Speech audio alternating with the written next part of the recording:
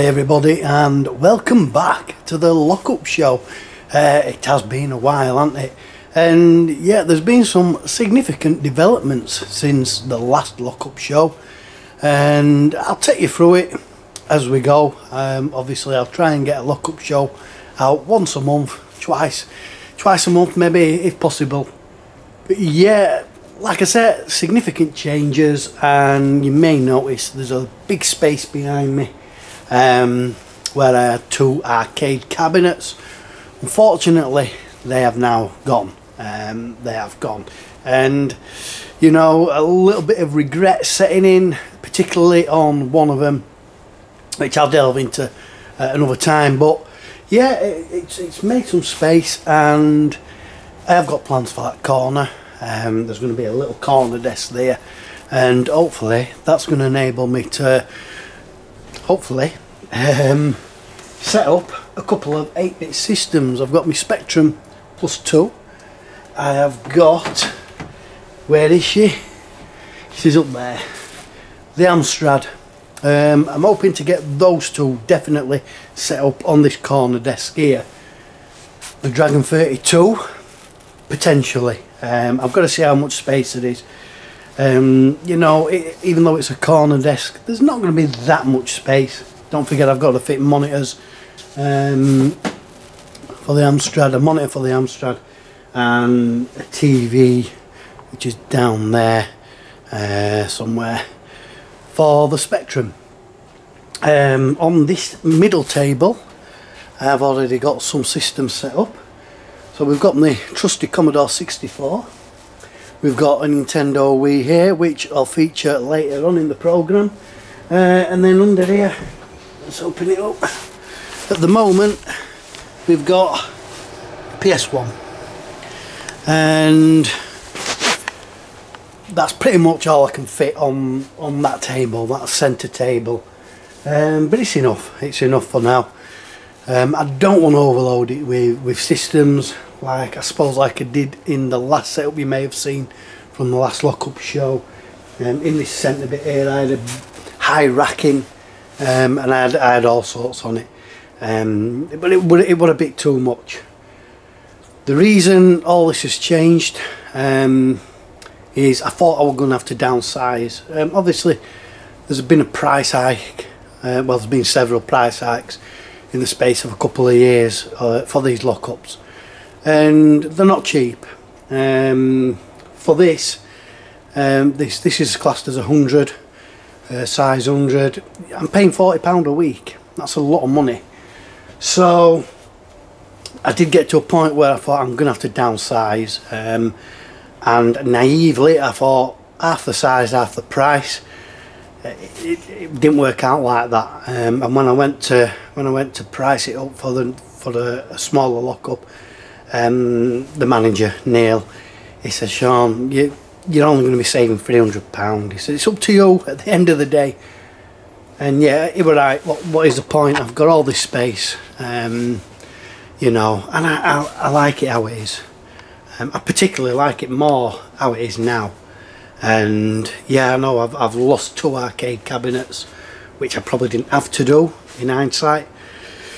Like I said, a little bit of regret, certainly on one of them, but it is what it is, isn't it? And let's move on to the first part of the show, which is I'm just going to take you through little parts of my collection for this initial Lockup Show, getting back into it. I was going to do a pickups, but I've put everything away, so I can't quite remember exactly what I've got. So yeah, all I'm going to do is I'm going to take you through each well, I suppose subsets, and I will come across gifts from other YouTubers. Let's start with a gift.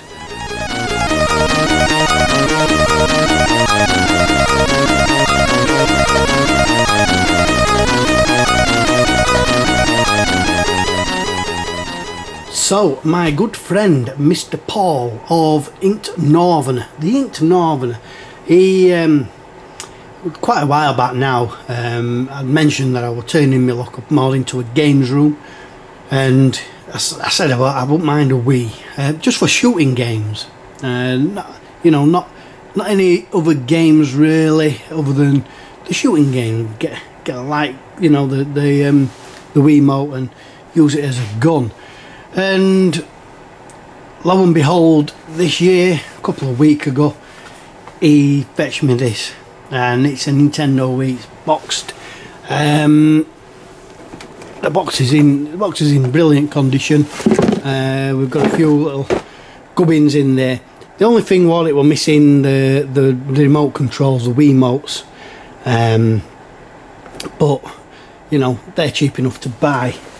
So we've got it here. This is the Nintendo Wii, and I must admit I do like the Wii. It's probably one of the only Nintendo systems that I do actually like, mainly because I used to, when kids were young, obviously we got them a Nintendo Wii, and we used to have lots of fun with Wii Sports and Wii Fit.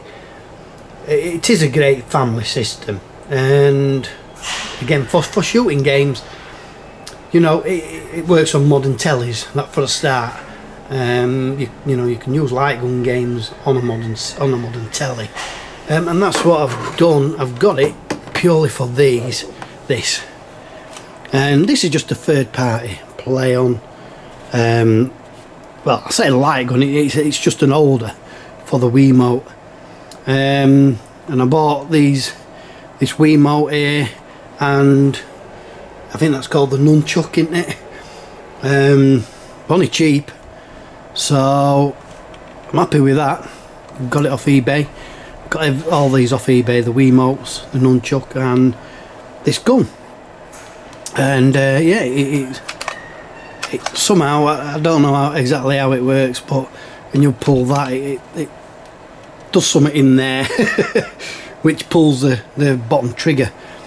So I did try it last time I was here, last week.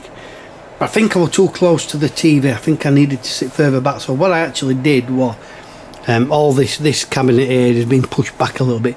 So I'm hoping that I can now play some games sat on me coffin. That's what I sit down to do my gaming on. When I get my desk in the corner, then that seat there is going to be that's somewhere to perch my arse. So what games have I got for this Wii? I'll show you.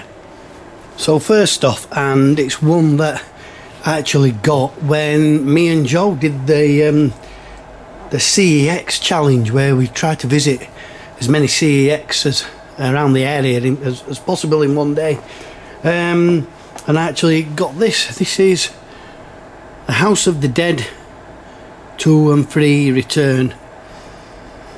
I haven't actually tested this out yet, so I'm looking forward to doing that. I just think that, you know, the gun gives it added realism, or sense of realism at least. A game I picked up, I used to play this in the arcades. I used to love it. It was quite, I suppose, cutting edge at the time. This is the Mad Dog McCree. It's a gunslinger pack, so it's 3 games in one. We have got Mad Dog McCree, Mad Dog 2 and the Bounty Hunter. Yeah, I mean, Mad Dog McCree, well, I think it was more of a laserdisc type of game, used full motion video. I'm not sure if this does or if it's just reworked it into computer graphics, but even so, I'm gonna enjoy that.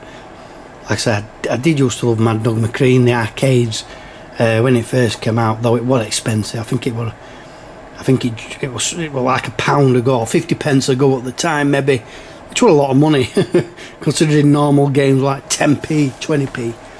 So you tended to chew up a lot of your pocket money, or YTS money as it may have been in my case.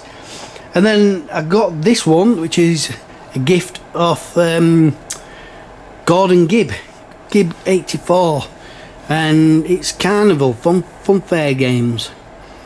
Yeah, I mean, it's a lot of mini games.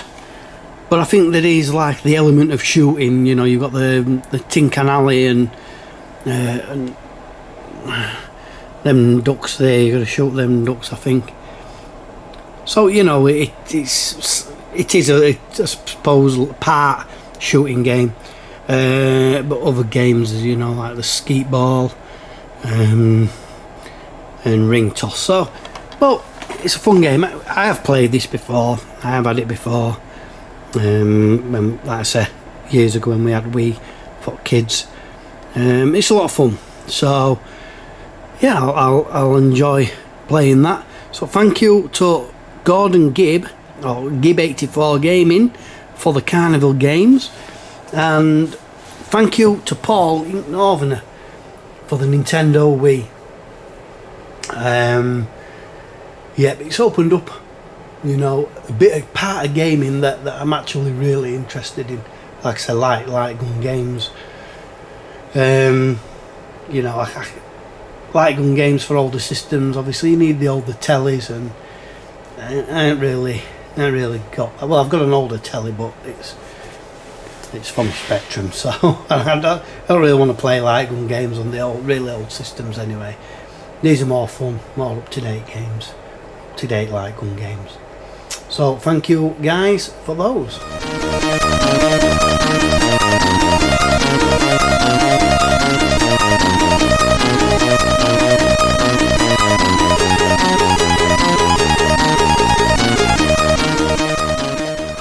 Now, sometimes you look for certain rare items, and possibly one day you do come across those items.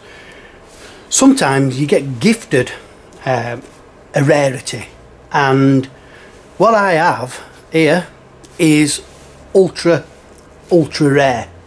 There's five in existence in the whole world. This is a gift that was given quite a while ago now. I forget exactly how long, and it's basically a TMB gift. It's specific to TMB, and it's from my good friend Mr. Gernaldino Plays, and you may have noticed it sometimes in previous videos, you know.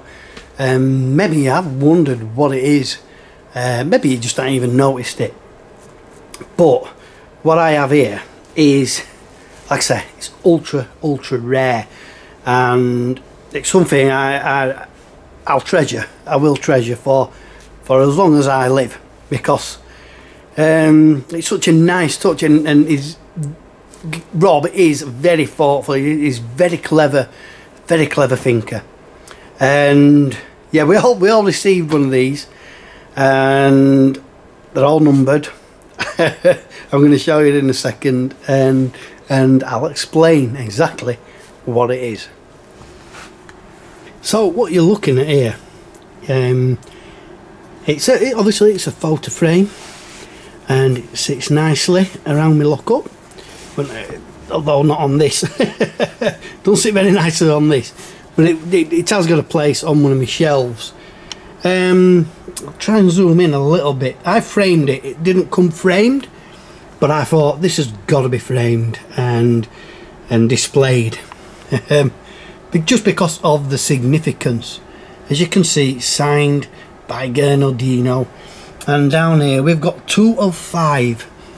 Like I said, there's only 5 in existence in the whole wide world, and I've got number 2. And what is that? It's not a piece of Gernaldino's hair. that is a certainty. But yeah, it's a little bit of grey carpet, and you might be thinking, what?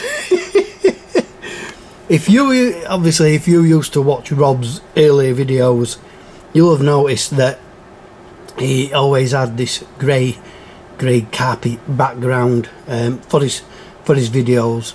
You know, with his backdrop. I believe it was, I think he filmed it on his stairs. And then Rob moved. He moved, and obviously he no longer had that backdrop. even though I believe he's got a little bit of grey carpet now that he uses against the Mega Drive games as his backdrop. But no, this is from the original set of Gernodino Plays. It's a little bit of carpet in it, and he cut 5 pieces of his carpet off and sent it to us, the TMB guys. It's absolutely fantastic. I love it, and it's been all the way around my lockup. It's been here, it's been there. I've had it all over the place. But yeah, it's just a fantastic piece of. It's a nice touch, isn't it? It's a nice thought. It's like I say, it's very thoughtful, and it's very clever, because I would never have thought of doing that. But yeah, I love it, and like I say, that'll stay with me forever. Cheers, Rob. Very much appreciated.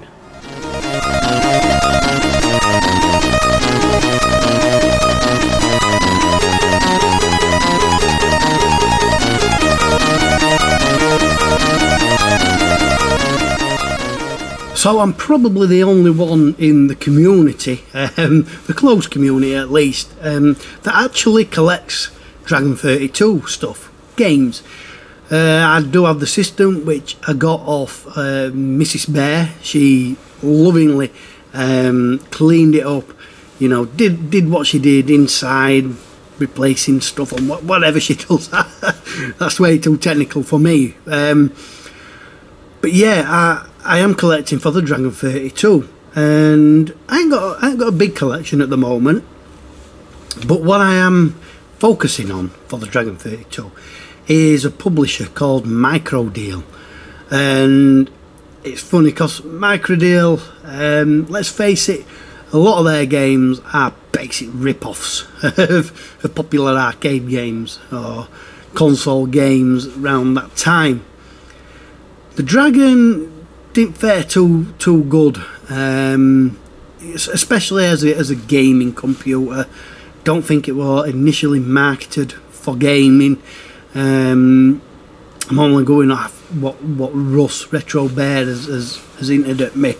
I don't know too much on the history of Dragon, but I do know that Microdeal, bless them, released some games. Like I said, a lot of them are rip-offs of popular arcade games, and you'll know exactly which ones when we come to them.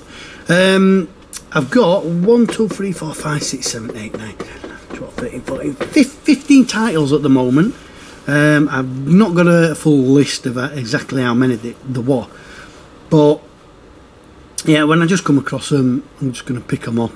And anyway, let's show you what I've got. So first off, I've never played any of these games, by the way. I haven't got my Dragon set up yet. Hopefully, you know, shortly. But so I can't really tell you what these games are, other than guessing, really. A lot of the time, you know, it's pretty easy to guess what they could be. First of all, we've got Crazy Painter. Oh, that's not very good here, is it? Give me a second. That's better. First of all, we've got Crazy Painter. I can picture in my head what kind of game I think it is, but possibly, you know, where you've got an empty playing field, you start around the edge and then you have to fill it in. I'm assuming it's that, or it may be that it's like in a grid and you have to fill in the square, work your way around each square to fill it in. I'm assuming it's one of those kind of games. But yeah, that's Crazy Painter. I'm not going to read the blurbs on them all because we'll be here all day. But yeah, Crazy Painter. Like I said, I don't know. I've never played them, so I don't really know. Next, we've got, well, this character features prominently on the Dragon 32 software range, obviously from Microdeal, and I think they kind of made it the mascot, and it's Cuthbert. This one is Cuthbert Goes Digging. Cuthbert is like a geeky little guy. Now it's got ladders, we've got platforms, we've got an hole which the enemies drop into. Going judging by that cover, there is an arcade game like that, but I forgot what it is. Now it's gone. But some of you will know what I'm on about, or what kind of game that is ripping off. We're staying with Cuthbert. They're all in alphabetical order. Cuthbert Goes Walkabout. Not too sure on this one. Again, we've got them same kind of alien creatures. We've got Cuthbert, geeky little guy. He's on like this checkerboard. Again, which looks like a spaceship, but sometimes you can't really judge off covers. There is screenshot. Oh, there is the screenshots in these actually. So that is the one where I was on about a grid with squares, and you've got to fill the squares in. So Crazy Painter, I'm assuming, is like where you've got that empty playing field and you've got to fill it in by going on and avoiding the enemies. We've got another Cuthbert in the jungle. You've surely got to be able to guess what kind of game this is ripping off. We've got rope swings, we've got crocodiles, we've got jungle, we've got spiders. Yeah, it's a lot smaller screenshot. But if you zoom in a little bit, I don't know if it's going to do it. It's Pitfall basically. That is Pitfall. How do they get away with it? Oh, I mean, they could, I suppose, back in them days before all the copyright rubbish. You won't get away with that nowadays. Not officially. Next we're coming away from Cuthbert. Next we've got Danger Ranger. I have not got a clue. It's just some space guy. We've got one of them small screenshots again. It's really difficult to make out. It's a platforming game, that's all I can tell you. That's Danger Ranger. Next we've got Ken Kalish's Devil Assault from Tom Mix. Devil Assault. Maybe the screenshot will give us an indication. These micro deal covers, they're not amazing. They're alright, you know, but they're not amazing. It's not amazing artwork. Not a chance of seeing what kind of game that is. It's tiny. That's Devil Assault.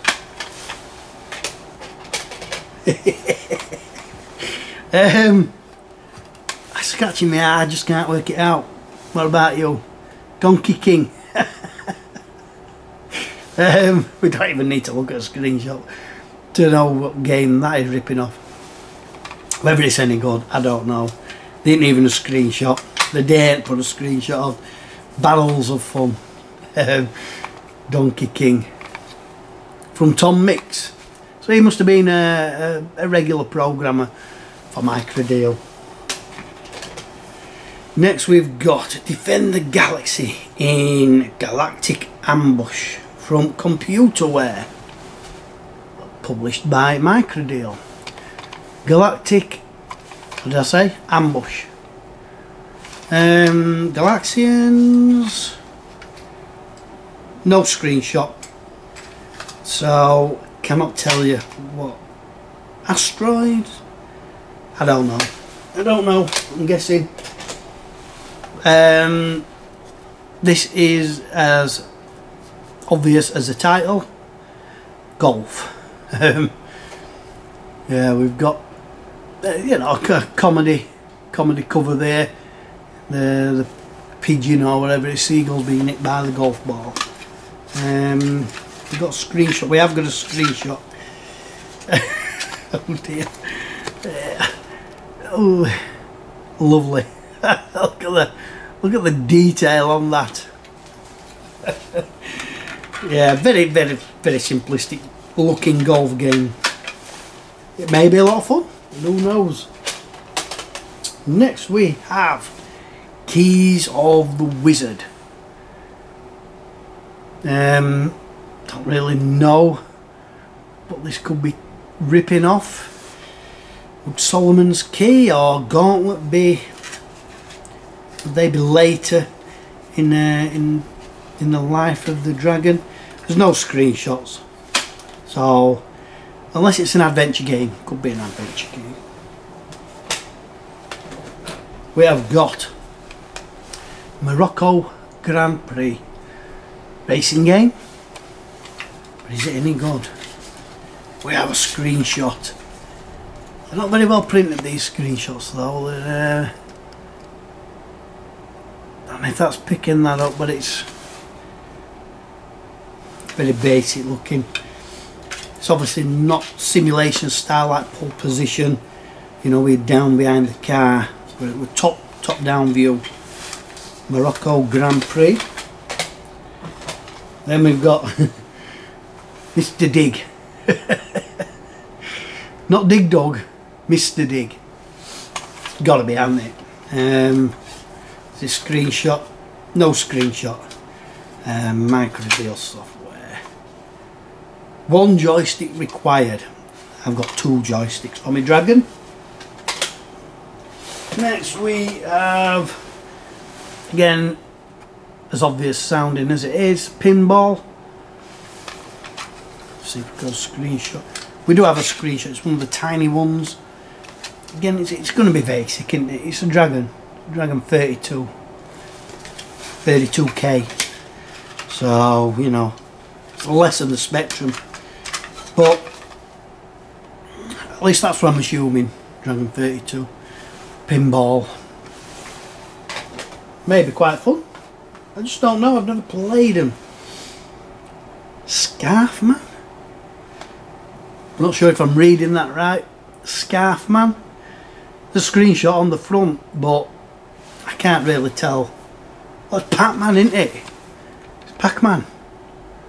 It's a Pac-Man clone. I think anyway, yeah. Scarf Man. And then, well, we've got 2 clones of Donkey Kong. This is the King. Maybe what's the other one called? How strange. And that's weird, I've only just noticed that. We have got, it's actually the same game. I never realised. It's the same cover. Apart from the title, Donkey King and the King. How interesting. That's yeah, the labels say exactly what. I'll have to look into that and see if they are actually the same game. Perhaps Donkey King were too close to Donkey Kong and they had to change it later on. That's interesting, that. I like stuff like that. I've only just realised. I've never realised before. Brilliant. I was about to say there's two clones of Donkey Kong, but yeah. So that is it. That's all I've got for the Dragon 32 on Microdeal publishing label. Like I've got other Dragon 32 games. Not that many. 1, 2, 3. What we got over there? We've got Cosmic Cruiser, which was an Imagine title. We've got Jet Set Willy. We've got Pedro. So there were, you know, they did release popular titles. And I've got some bigger box games up there. Cricket, Vultures, Drone. You know, but again, I don't think they're popular publisher labels. And then I've got an A&F game, Screaming Abdabs. Whatever that is. But yeah, those are the micro deal games I've got for my Dragon 32. Let's move on to the next section.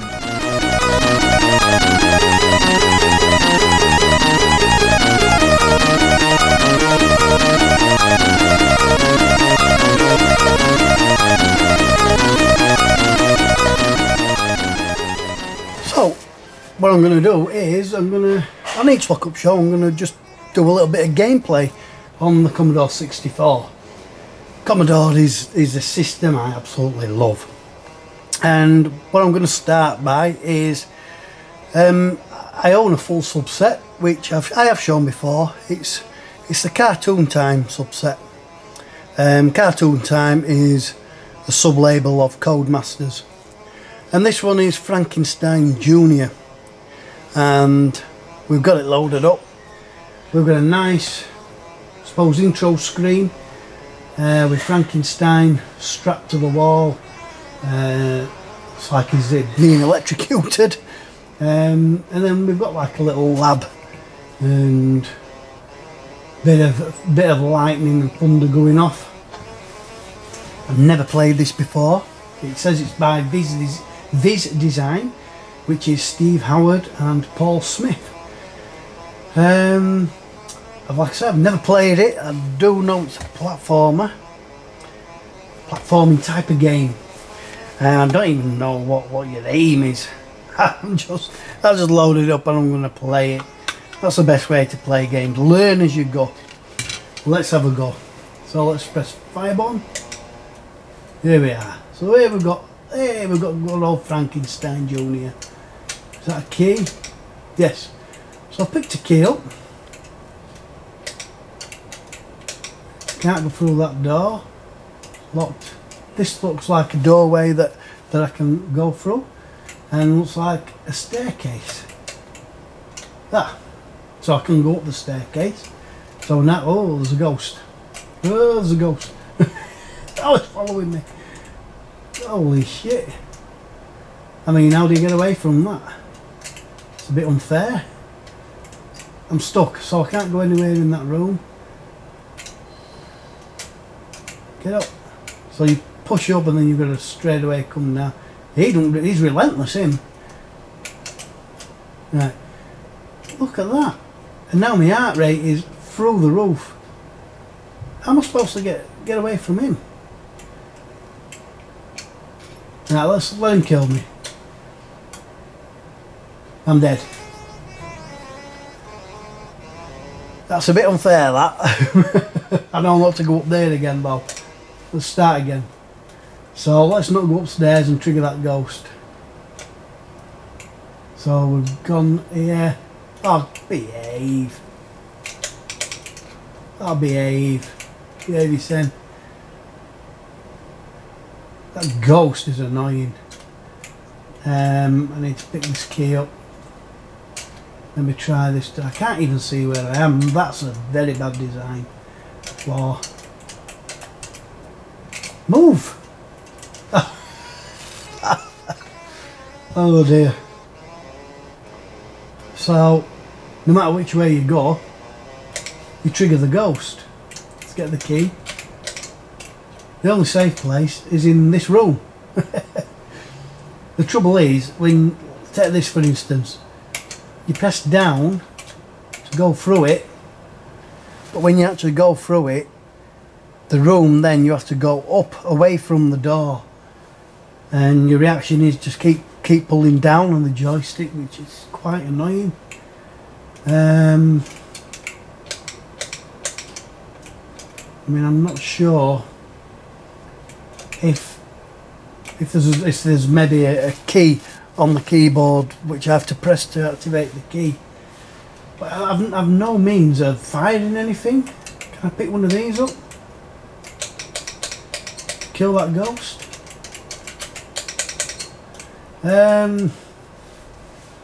Yeah, it's a tad unfair. Can I pick one of these up? No. No. Oh, I've opened it. Oh, oh my god, that's ridiculous. That is ridiculous. that is ridiculous. I'm sorry, but whoever the guys that made this game really were evil. They were evil. Let's have one last go because it's frustrating. It wouldn't be so bad if you could run quicker than the actual enemies, but they just run at the same speed. You can't get away from them. What did I do? So how do you determine what key that door that opens? The doors don't look to be colour coded. Look, pull down, then you've got to push up. Look at the speed of that thing. Going straight up, and then down. The only thing I can think of is just to keep going, keep moving. Where does that take me? Yeah, so what on earth? And now I can't even see the character. I don't know where I am. Well, thankfully a ghost killed me off. That is shocking. Frankenstein Jr. I would have been really disappointed if I'd have paid £2 for that. Even a budget game. $1.99, that would have been my week's pocket money gone on this pile of rubbish. From Viz Design 1987. Sorry guys, but that is terrible. You have... I might have to read up on it. Give me a second, let me read up on it and we'll find out what you'll have to do. It might help, it might help. I'll be back in a second. So yeah, I've read up on it. There's not much more to it than what I've what I've sussed out. You can pick an axe up to kill the skeletons, but not ghosts. There is one room which is called the Sanctuary. Now if you go in there, I'm assuming from what it says, there's no ghosts can go in that room, and you can recharge your heart rate. That's what's killing me off. My heart rate is getting too fast. I'm having an heart attack basically.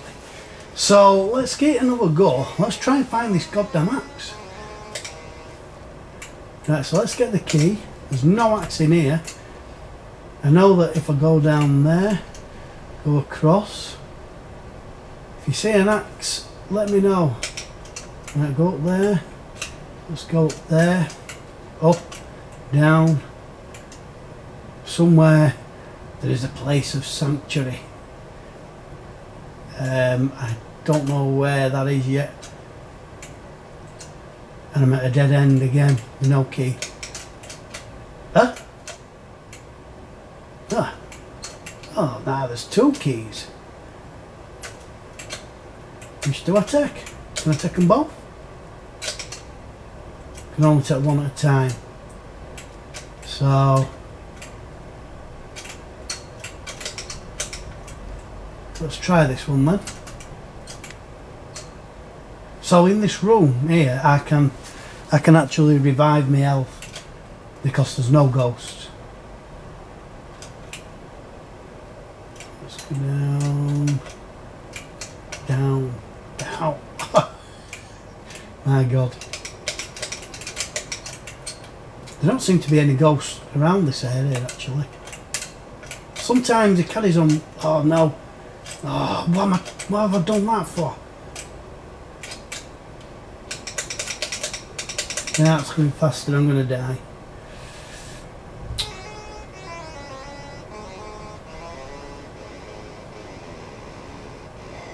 You don't even get any lives, it's just, you know, it wouldn't be so bad if you could bring you back to the screen. Right, so I suppose it's one of these games which is trial and error. Is there an axe on that wall? No.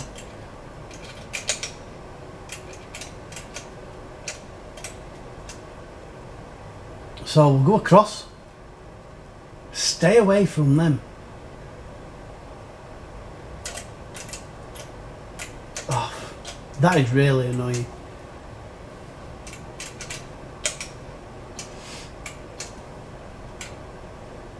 That key actually opens them doors, doesn't it now? Is this one? Maybe that one does. No. Well, let's stay with that. How do you know which door or which key opens what door? That's what I want to know. We're going to have to go back into castle. Sometimes he just walks on his own, like he's doing now. And then other times you've got to move him. I don't know if it's my joystick that's playing up or... Here we go, it's skeletons, get out of the way. Get out of the way!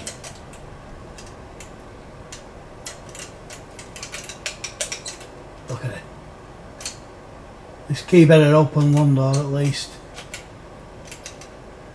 Or I'll be miffed. Get off.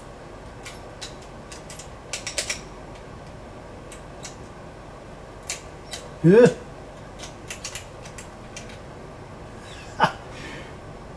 Where's the axe? Where's the goddamn axe? Get up. What happened there?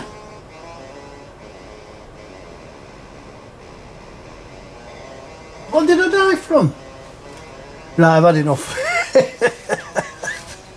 What an absolutely shit game. Yeah, that'll be going back in its box and that'll be now played again. Frankenstein Jr. on Cartoon Time label. Don't bother with it, it's rubbish.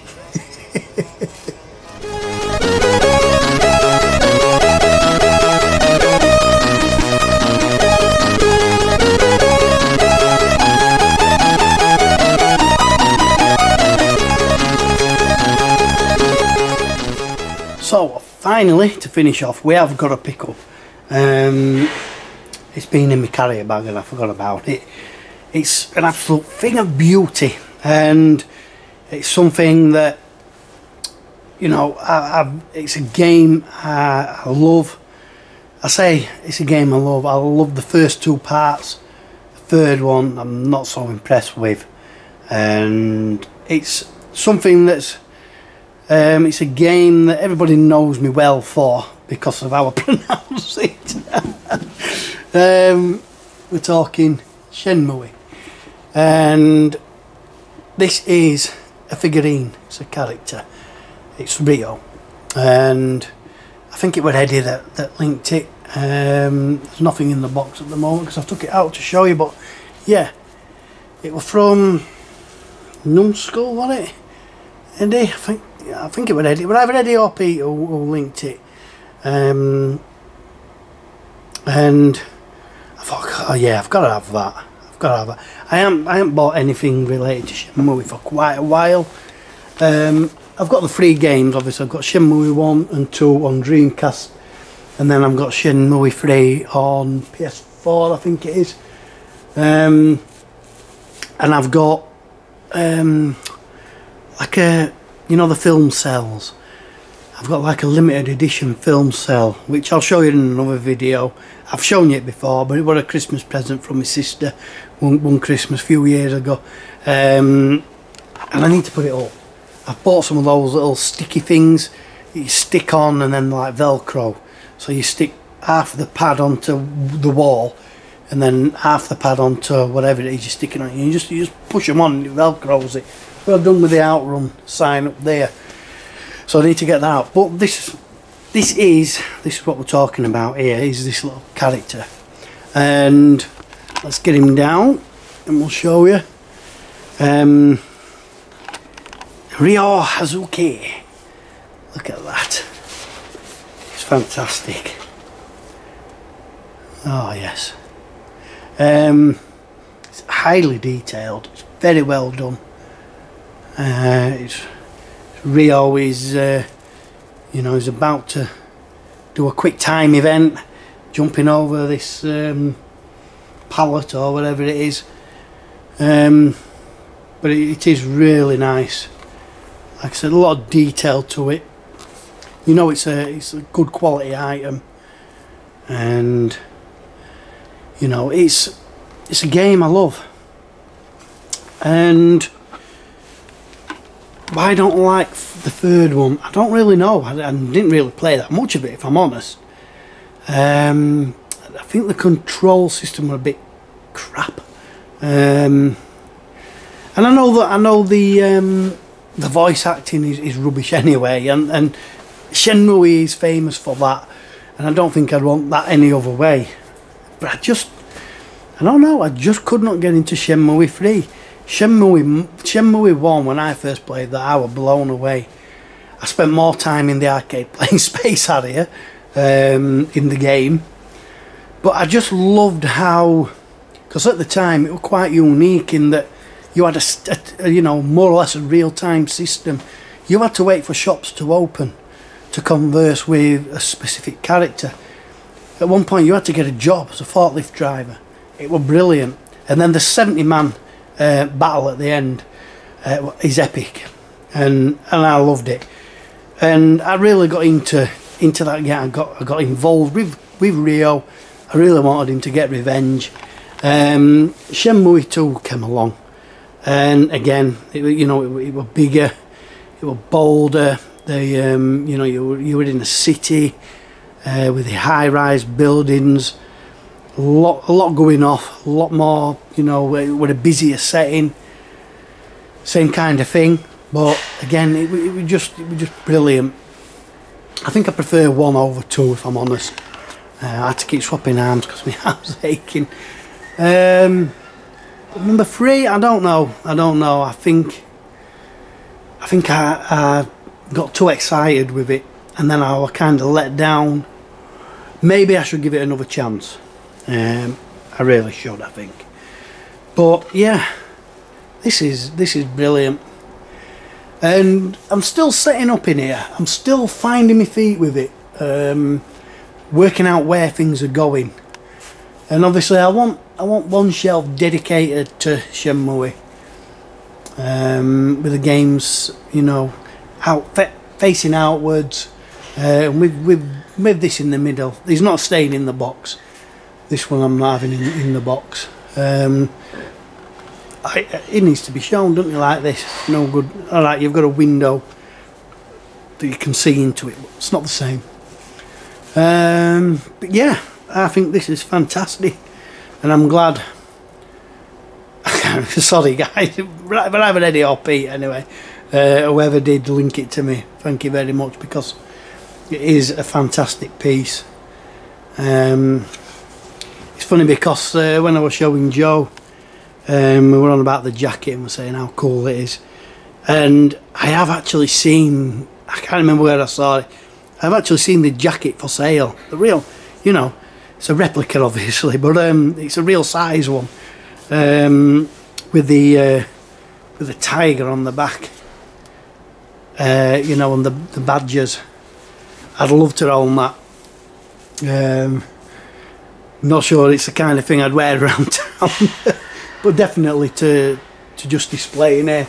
Like I've got my COD hoodie hung up. I've got another peg there, which at the minute I've got my padlock on, but I can always buy some more of them, and I could have it hung up there.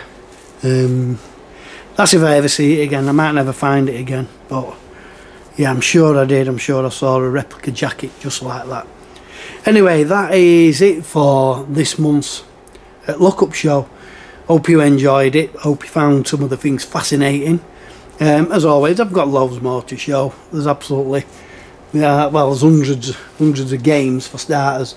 And quirky thing, I've got mugs, a collection of mugs, collection of PlayStations, knickknacks, light guns, peripherals, all kinds of stuff to show you in future episodes, along with more stuff that I pick up.